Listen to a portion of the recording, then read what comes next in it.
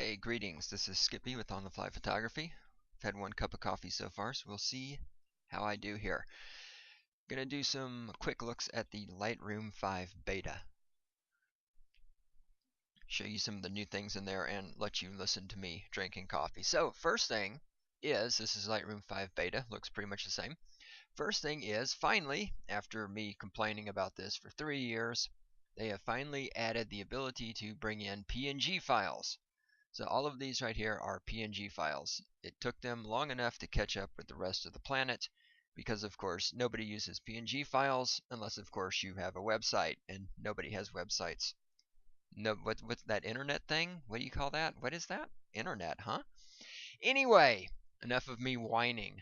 Yes, Adobe Lightroom finally recognizes PNG files. It does not export as PNG files, which isn't that big of a deal. But a nice thing that they've added on this one is now when you export as a TIFF, you can see right here I've selected TIFF as an export, you can now save transparencies with that. So you've got a PNG file with a transparency, you can export it as a TIFF with a transparency. So that's pretty nice. They have added, I have to look at my notes and think, they have added a thing called smart previews. What these smart previews are, and the way you generate smart previews, is you come up here to library previews, and now you'll see it's added build smart previews and discard smart previews. What smart previews are is what it does when you render smart previews, it creates a small DNG file of each picture in your catalog and stores that in the same place it stores all of your other previews. So what's the point of this? The point of this is if you have your photographs on removable media, as you know, when you unplug your media from your computer, you can still see these thumbnails like we're looking at right now in Lightroom, but you can't do anything with the pictures because the original file is offline. Okay, having these smart previews creates a small DNG file, stores it locally, so this allows you to actually modify and change the image even though the original is offline.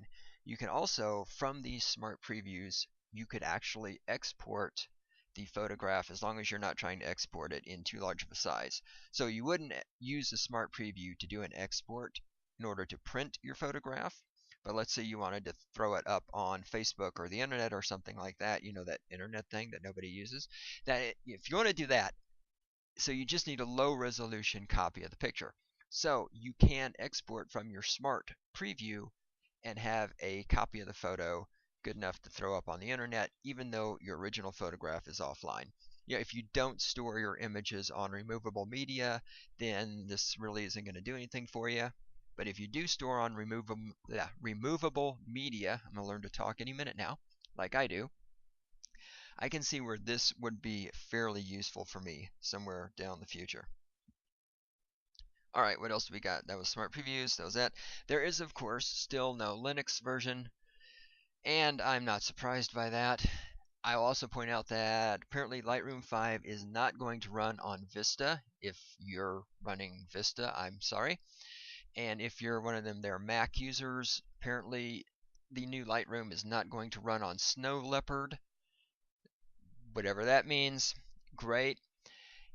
And they have modified so for those of you who use this, you'll know that there is a full screen version where you hit F once and you get that, and you hit F again and you get that.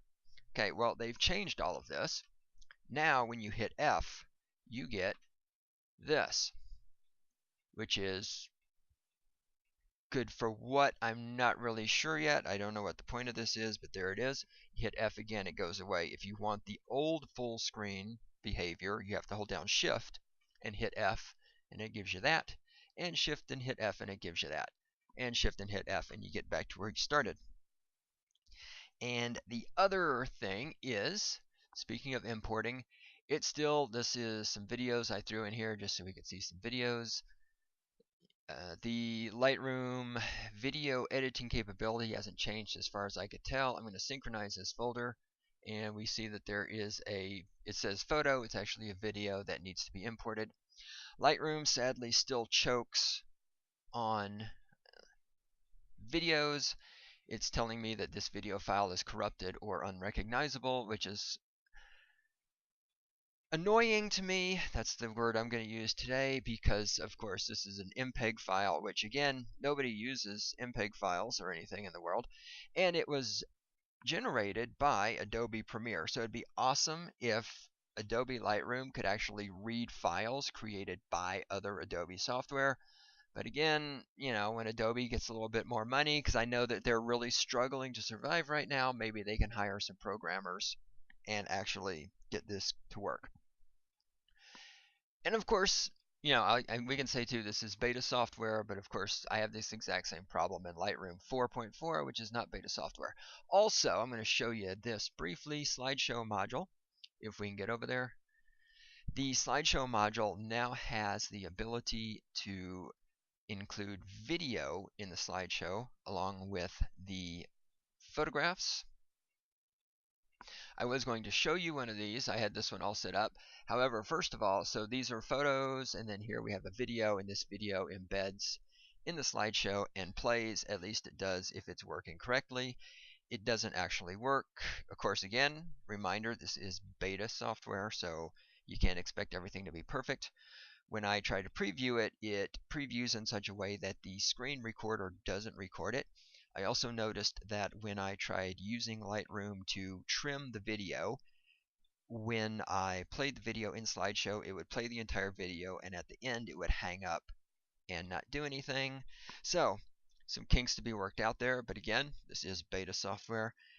And this is one of the things I'm not sure I'm going to use this too much because I do all of my video work in Adobe Premiere, which is a shockingly, amazingly great piece of software. Absolutely love Adobe Premiere. If you do video editing, I recommend it. I use it for all my videos. I used to use the slideshow module, not so much anymore.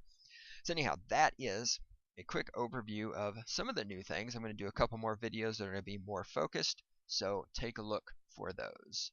All right, bye-bye for now. I'm going to go drink more coffee and record another video.